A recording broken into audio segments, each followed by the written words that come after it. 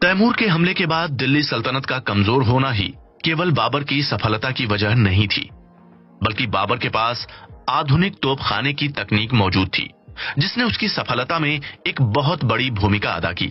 मुगलों का महान साम्राज्य भारत में लगभग 200 सालों तक सबसे ज्यादा शक्तिशाली साम्राज्य बनकर रहा। वहीं अकबर भारतीय मुगल साम्राज्य के तीसरे सम्राट थे और इन्हीं की बदौलत सन 1526 में बाबर द्वारा स्थापित किया गया मुगल साम्राज्य भारत में अपने पैर जमा सका था। मगर हिंदुस्तान आने के केवल 4 वर्ष बाद ही बाबर की मृत्यु हो गई। लेकिन हिंदुस्तान में बाबर के ये 4 साल भी बेहद मुश्किलों से भरे रहे, क्योंकि इस दौरान वो लगातार जंग से जूझ रहा था और साथ में अपने लिए आगरा में एक नई राजधानी का निर्माण भी करा रहा था। कहते हैं कि आगरा में अपनी राजधानी की रूपरेखा तैयार करने के लिए बाबर ने कुस्तुनतुनिया के कलाकारों को बुलाया था। जब बाबर और मुगल उत्तर भारत में आए थे तो यहाँ के हालात बहुत अच्छे नहीं थे। इसकी एक बड़ी वजह तैमूर का हमला था, जिसने पूरे इलाके को तहस नहस कर दिया और लोग गरीबी से जूझ रहे थे। हालांकि दूसरी ओर दक्षिण में विजयनगर साम्राज्य एक बेहद समृद्ध और फलता फूलता साम्राज्य था, जिसकी तारीफ करते हुए कई यूरोपीय यात्रियों ने अपने वर्णन लिखे हैं। अफगानों के आने से भारत काफी प्रभावित हुआ था और देश में प्रमुख परिवर्तन देखने को मिले। यह सिलसिला मुगलों के साथ और भी आगे बढ़ा, क्योंकि मुगल अफगानों के मुकाबले ज्यादा बेहतर संस्कृति से संबंध रखते थे और उनके जीवन का स्तर ऊंचा था। खासतौर पर मुगल जो तकनीकें और तौर तरीके ईरान से लेकर आए थे, उन्होंने भारत में मुगलों की जीवन शैली पर एक बड़ा प्रभाव डाला, जो कि आगे चलकर भारत की आम जनता तक पहुंचने लगा। इतिहास में अगर देखा जाए तो बाबर एक आकर्षक, साहसी और जागरूक राजकुमार तथा कला और साहित्य के शौकीन व्यक्ति के तौर पर नजर आता है, जिसे उच्च गुणवत्ता का जीवन जीना पसंद था। वहीं उनका पोता अकबर और भी आकर्षक था और उसमें बाबर की सारी खूबियां देखी जा सकती थीं। अकबर भी साहसी, एक सक्षम और जोशीला सेनापति था और फिर भी उसका हृदय कोमलता और करुणा से भरा था। अकबर एक आदर्शवादी और सपने देखने वाला इंसान था, लेकिन साथ ही वो एक कर्मठ व्यक्ति और एक ऐसा नेता था जिसने अपने चाहने वालों के भीतर वफादारी को जगाया। एक योद्धा के रूप में अकबर ने भारत के बड़े हिस्सों पर विजय प्राप्त की, लेकिन उसकी निगाहें इससे भी बड़ी जीत पर टिकी हुई थी, जो किसी जमीनी जंग से नहीं हासिल की जा सकती थी। अकबर की निगाहें हिंदुस्तान के लोगों के मन और दिल की विजय पर टिकी थी। जैसा कि अकबर के दरबार में मौजूद पुर्तगाली लिखते हैं और बताते हैं कि अकबर की वो सम्मोहक आंखें धूप में समुद्र की तरह जीवंत थीं। अकबर की इन आंखों में अखंड भारत के पुराने सपने ने फिर से आकार लिया। अकबर केवल एक राज्य को राजनैतिक तौर पर एकजुट नहीं करना चाहता था, बल्कि वो पूरे भारत के लोगों को एकजुट करने का सपना देख रहा था। सन 1556 के बाद से लगभग 50 वर्षों के अपने लंबे शासनकाल के दौरान अकबर ने अब तक अपने इसी सपने पर काम करना जारी रखा। बहुत से अभिमानी राजपूत सरदार जो किसी अन्य व्यक्ति के सामने नहीं झुकते, उनको अकबर ने अपने पक्ष में जीतने में सफलता हासिल की थी। इसके साथ ही अकबर ने एक राजपूत राजकुमारी से शादी की और उनका बेटा और उत्तराधिकारी जहांगीर इस तरीके से आधा मुगल और आधा राजपूत हिंदू था। वहीं जहांगीर का पुत्र शाहजहां भी एक राजपूत मां का पुत्र था। इस प्रकार नस्लीय रूप से ये तुर्क मंगोल वंश तुर्क या मंगोलों से कहीं अधिक भारतीय हो गया था। भारत में अकबर को राजपूत कला और संस्कृति ने बेहद प्रभावित किया था और इनके साथ काफी जुड़ाव महसूस करते थे। वहीं अकबर ने राजपूत राजघरानों के साथ वैवाहिक संबंध स्थापित किए, जिनकी मदद से उन्हें भारत में अपने साम्राज्य को बढ़ाने में और मजबूत करने में काफी सहायता मिली। इसके साथ ही मुगल और राजपूत संस्कृतियों के इस मिलन से भारत में काफी बदलाव देखने को भी मिले। ये बदलाव केवल राजनीतिक मुद्दों तक सीमित नहीं थे, बल्कि इन्होंने भारत की कला और संस्कृति पर भी अपना गहरा प्रभाव छोड़ा है। राजपूतों के साथ संपर्क में आने के बाद मुगलों पर तेजी से भारतीय रंग चढ़ने लगा और इसी तरह राजपूत भी काफी हद तक पारसी संस्कृति से प्रभावित हुए और इसका असर उनके रहन सहन और कला पर देखने को मिलता था। अकबर अपने साथ ज्यादातर राजपूत राजघरानों को मिलाने में सफल रहे, लेकिन वो मेवाड़ के महाराणा प्रताप को अपने सामने झुकाने में कभी सफल नहीं हो पाया। महाराणा प्रताप की नजरों में अकबर एक बाहरी था, जिनके साथ वो किसी भी तरह के संबंध स्थापित नहीं कर सकते थे। महाराणा प्रताप ने अकबर के साथ संधि करने की बजाय अपना सारा जीवन जंगलों में बिताने का फैसला किया था। इसी दौरान अकबर ने अपने आसपास बेहद काबिल लोगों का एक समूह तैयार कर लिया था, जिन्हें लोकप्रिय रूप से अकबर के नवरत्न कहा जाता था। अकबर के नवरत्नों में फैजी, अबुल फजल, बीरबल, राजा मान सिंह और अब्दुल रहीम खान जैसे लोग शामिल थे। वहीं अकबर का दरबार सभी धर्म और आस्था को मानने वाले लोगों के मिलने का केंद्र बन गया और यहाँ पर आकर सभी लोग खुलकर अपने विचारों और अपनी आस्थाओं के बारे में बात कर सकते थे तथा दूसरे लोगों की आस्थाओं और विचारों को भी सुन सकते थे।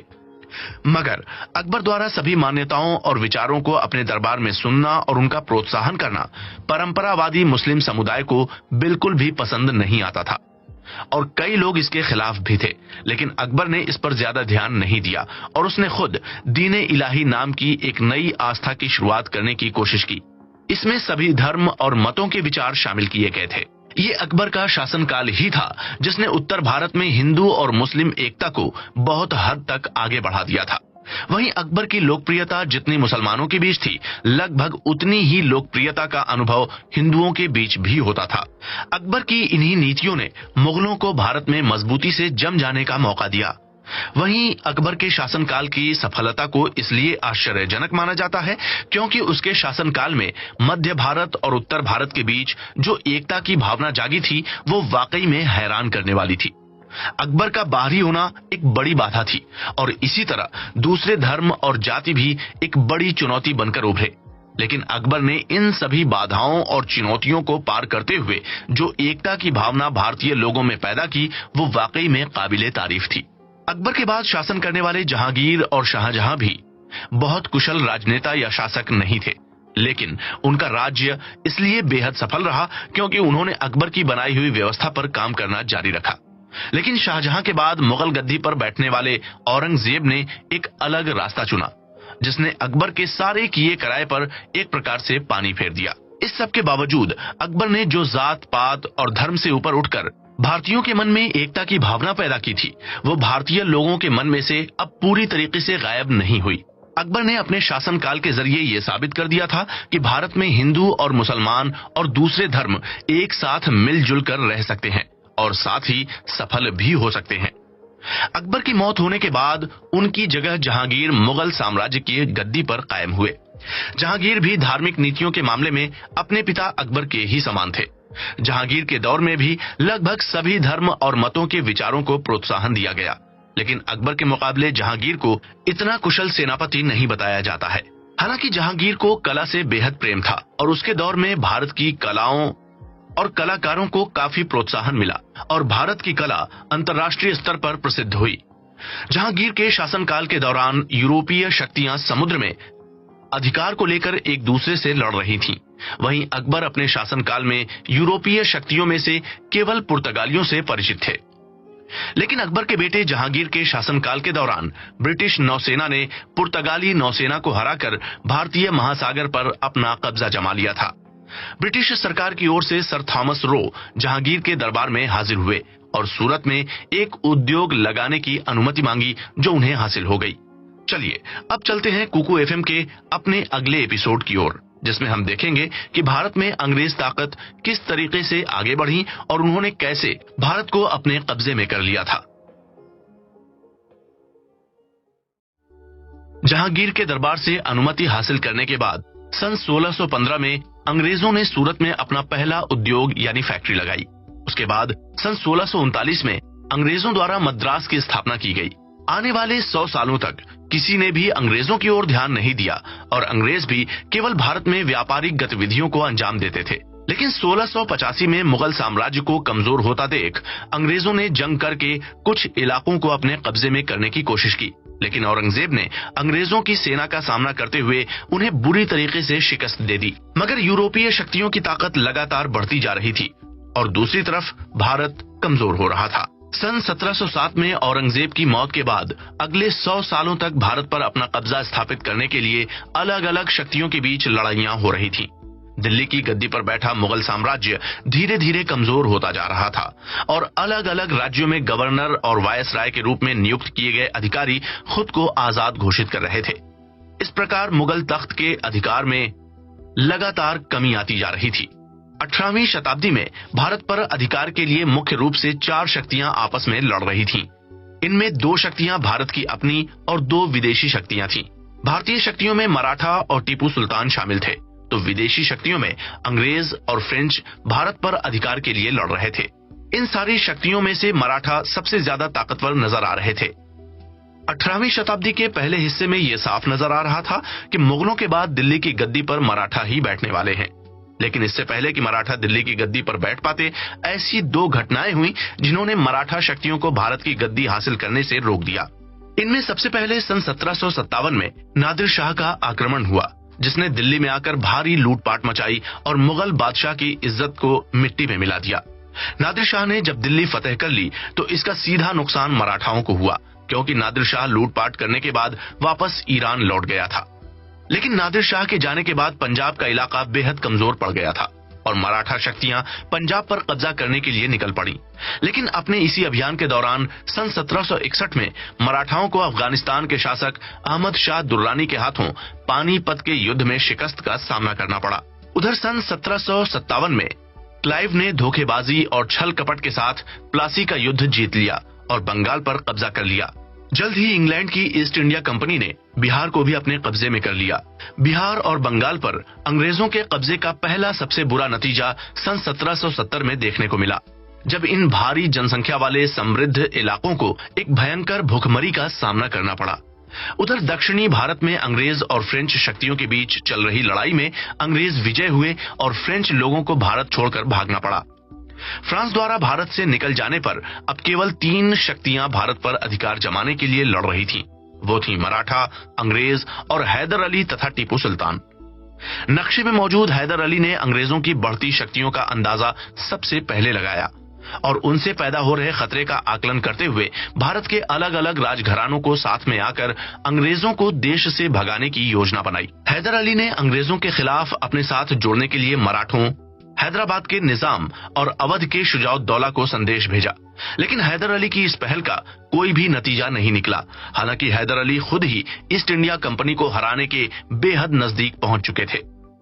लेकिन इससे पहले कि वो अपने लक्ष्य में सफल हो पाते, हैदर अली की अपनी सेना के साथ कूच करते समय मौत हो गई। वहीं हैदर अली की मौत के बाद उनकी जगह टीपू सुल्तान ने ले ली। टीपू सुल्तान भी एक काबिल और कुशल नेतृत्वकर्ता और अपने पिता की तरह दूरदर्शी थे। लेकिन अंग्रेजों के खिलाफ लड़ाई में उन्हें भी भारत के किसी भी राज्य से सहायता प्राप्त नहीं हुई।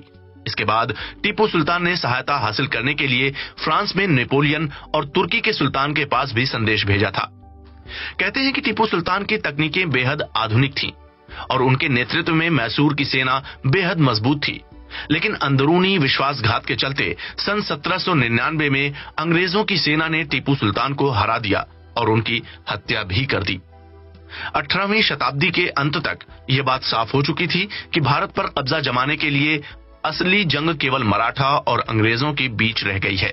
हालांकि मराठा शक्ति भारत में अंग्रेजों के मुकाबले कई गुना ज्यादा थी, लेकिन मराठा साम्राज्य कई हिस्सों में बटा हुआ था। 19वीं सदी की शुरुआत में अलग अलग युद्ध के बाद आखिरकार सन 1818 में अंग्रेजों ने मराठों को शिकस्त दे दी और उनके हाथ से सारी शक्तियां छीन ली। वहीं अंग्रेजों का मुकाबला करने के लिए भारत में अब कोई भी प्रमुख शक्ति नहीं बची थी और ये तय हो चुका था कि अब भारत पर अंग्रेजों का अधिकार होने से कोई नहीं रोक सकता है। हालांकि उत्तर की ओर से महाराजा रणजीत सिंह के नेतृत्व में एक पंजाबी साम्राज्य खड़ा हुआ था, जो अफगानिस्तान की सीमा से लेकर कश्मीर तक फैला हुआ था। मगर भारत का ये साम्राज्य कभी भी इस स्थिति में नहीं पहुंच पाया कि वो भारत पर अधिकार के लिए अंग्रेजों का मुकाबला कर पाए। तो चलिए अब चलते हैं कुकू एफएम के अपने अगले एपिसोड की ओर, जिसमें हम जानेंगे भारत पर अंग्रेजों के राज और सन 1857 की क्रांति के बारे में। सन 1757 में हुए प्लासी के युद्ध के बाद पहली बार एक बड़ा भारतीय क्षेत्र अंग्रेजों के अधिकार में आया। बंगाल पर कब्जे के साथ शुरू हुआ ये अधिकार धीरे धीरे बिहार, उड़ीसा और पश्चिमी तट के दूसरे इलाकों में कुछ ही सालों के भीतर फैल गया। वहीं भारत में अंग्रेजों को दूसरी बड़ी सफलता तब हासिल हुई जब उन्होंने भारत में मराठा शक्ति का अंत कर दिया। इसके बाद सन 1849 में अंतिम और निर्णायक जीत तब हासिल हुई जब उन्होंने सिख साम्राज्य को भी अपने अधीन कर लिया। इस तरीके से अंग्रेज अब भारत के नीति निर्धारक बन चुके थे। हालांकि दिल्ली की गद्दी पर अभी भी मुगल शासक बैठता था, लेकिन वो केवल अंग्रेजों के हाथों की कठपुतली मात्र था। अंग्रेजों ने मुगल बादशाह के लिए पेंशन तय कर दी थी लेकिन गौर तलब है कि इस दौरान अंग्रेज जो सिक्के चाहते वो मुगल बादशाह के नाम पर ही निकाले जाते थे। लेकिन भारत पर अंग्रेजों का राज भारतीय जनता के लिए बहुत मुश्किल भरा साबित हुआ। अगर गौर से देखा जाए तो जो भारत के इलाके अंग्रेजों के अधिकार में सबसे ज्यादा समय तक रहे, वो आज की तारीख में देश के सबसे गरीब इलाकों में से एक हैं। अंग्रेजों ने भारत की संपत्ति और संसाधनों का इस्तेमाल अपनी जेबें भरने के लिए शुरू किया और अंग्रेज शासन के दौर में अधिकारियों के बीच भ्रष्टाचार बहुत ज्यादा बढ़ चुका था। जो भी अधिकारी भारत आता था वो माला माल होकर इंग्लैंड लौटता था।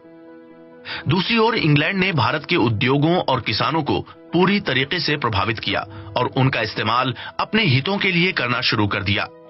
भारतीय किसानों से जबरदस्ती अफीम की खेती करवाई गई। अंग्रेज अधिकारी भारतीय किसानों की फसल के बदले उन्हें मनमानी कीमत दिया करते थे और उनका शोषण भी करते थे। इसके अलावा अंग्रेज सरकार ने भारत की जनता पर बहुत सारे आयात कर भी लगाने शुरू कर दिए थे, जिनका भुगतान न कर पाने पर जनता को कड़ी सजा भुगतनी पड़ती थी। वहीं अंग्रेजों से पहले जिन शक्तियों ने भी भारत पर राज किया, चाहे वो घरेलू शक्ति रही हो या विदेशी शक्ति, सभी ने भारतीय परंपरा और सामाजिक जीवन का सम्मान करते हुए उसमें बदलाव करने की कोशिश नहीं की, बल्कि खुद उसमें शामिल होने के प्रयास किए थे। ऐसे में विदेशी शक्तियों ने भी खुद को भारतीयों से जोड़ लिया और भारतीय जड़ों से जुड़ गए। लेकिन अंग्रेजों के रूप में जो ये नए शासक आए थे, ये पूरी तरीके से अलग थे। एक सामान्य भारतीय और इन नए लोगों के बीच एक बहुत भारी खाई थी। भारत के गांव अब तक के इतिहास में भारत की अर्थव्यवस्था का आधार रहे थे।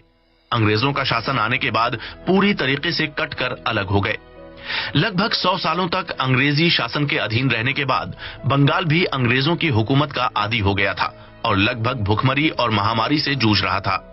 यही हाल दक्षिण में भी देखने को मिल रहा था। लेकिन उत्तर के राज्यों में अभी भी जनता के बीच अंग्रेजों के अधिकार को स्वीकार नहीं किया गया था। अंग्रेजों के अत्याचार और निरंकुश शासन की वजह से उत्तर भारत के जमींदारों और आम जनता के बीच अंग्रेजों के खिलाफ विद्रोह की भावना धीरे धीरे सुलग रही थी। अंग्रेज अधिकारी लगातार भारतीय परंपराओं का उल्लंघन कर रहे थे और भारतीय संस्कृति के लिए उनके मन में कोई भी इज्जत देखने को नहीं मिलती थी। इस बात से उत्तर भारत के जमींदारों और आम जनता के बीच काफी गुस्सा बढ़ रहा था। यहाँ तक कि अंग्रेजों ने भारत में जो नई न्यायिक प्रणाली लागू की थी, उसकी वजह से जनता के बीच भय और आतंक का माहौल बन गया। वहीं इसकी एक बड़ी वजह यह थी कि अंग्रेजों द्वारा लागू किए गए नियमों से आम भारतीय एकदम अनजान थे। इसके साथ ही जो जज फैसला सुनाने के लिए नियुक्त किए जाते थे, उन्हें भी जनता की समस्याओं का अंदाजा नहीं हो पाता था, क्योंकि वो उनकी भाषा से ही अनजान थे। अंग्रेजों के इस उत्पात से परेशान होने के बाद आखिरकार मई सन 1857 में एक क्रांति की शुरुआत हो गई। इस क्रांति की शुरुआत मेरठ के सैनिकों द्वारा की गई थी, लेकिन जल्द ही ये आग की तरह उत्तर भारत की जनता के बीच भी फैल गई। हालांकि इस क्रांति की योजना गुप्त रूप से पहले से तैयार की जा रही थी, लेकिन क्रांति की पूरी तैयारियां होने से पहले ही क्रांति की चिंगारी फूट गई।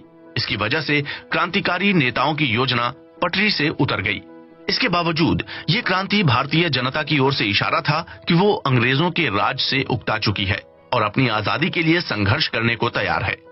सन 1857 की इस क्रांति को भारतीय स्वतंत्रता के लिए पहली जंग माना जाता है। सन 1857 में भारत की आजादी के लिए हुई ये पहली क्रांति केवल कुछ क्षेत्रों तक ही सीमित थी। इसमें दिल्ली, अवध, बिहार और मध्य भारत के कुछ क्षेत्र शामिल थे। वहीं अंग्रेजों के लिए इस क्रांति को अकेले अपने दम पर दबाना मुमकिन नहीं था। अंग्रेजों को ये क्रांति दबाने के लिए अलग अलग भारतीय शक्तियों से सहायता लेनी पड़ी। सन 1857 की क्रांति को दबाने के लिए अंग्रेजों को सिख और गोरखा सेनाओं की मदद हासिल हुई। इस क्रांति में भारतीयों का नेतृत्व कई काबिल योद्धाओं ने किया था। इन योद्धाओं में तात्या टोपे, रानी लक्ष्मीबाई और बहादुर शाह के रिश्तेदार फिरोज शाह भी शामिल थे। तात्या टोपे ने कई महीनों तक डटकर अंग्रेजों का मुकाबला किया, लेकिन जब लगभग उनकी सारी फौज नष्ट हो चुकी थी तो उन्होंने मराठा राज्य में जाकर अपनी जान बचाने की योजना बनाई। लेकिन ये बेहद अफसोस की बात थी कि तात्या टोपे को मराठों ने धोखा देते हुए उन्हें गिरफ्तार कर लिया और अंग्रेजी हुकूमत के हवाले कर दिया। इसके बाद सन 1857 की क्रांति की मुख्य वजह जमींदारों का विद्रोह कहा जा सकता है। लेकिन इस क्रांति में राष्ट्रवाद की भावना को लोगों के बीच उमड़ते देखा गया। वहीं इस क्रांति को सफल होने से रोकने वाले भी भारतीय राज्य और कुछ जमींदार ही थे, जिनकी मदद से अंग्रेज सरकार क्रांति को कुचलने में सफल रही।